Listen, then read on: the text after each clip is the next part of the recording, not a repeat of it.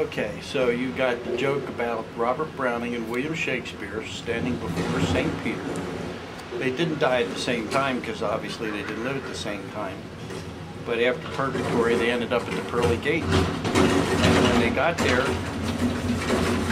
St. Peter said, well, guys, we got a problem right now because we've only got room in heaven right now for one poet-playwright.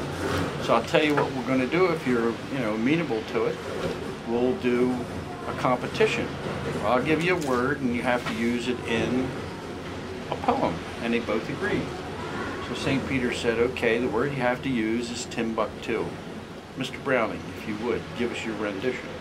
At that point, Robert Browning struck pose, thought for a couple seconds, and he said, while standing on the blazing sand, gazing across the fiery land, a caravan came into view. Destination, Timbuktu. Well, St. Peter went, wow, that was pretty good. So he said, Mr. Shakespeare, give us your poem, if you would. Of course, Shakespeare in his day was like, George Carlin, Eddie Murphy, a few of these other guys. And a little risque to say the least. And Shakespeare sits there, gets a smirk on his face and goes, Tim and I a-walking went, we spied 3 lasses in a tent.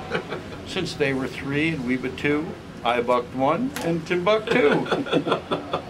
And that's the story. Needless to say.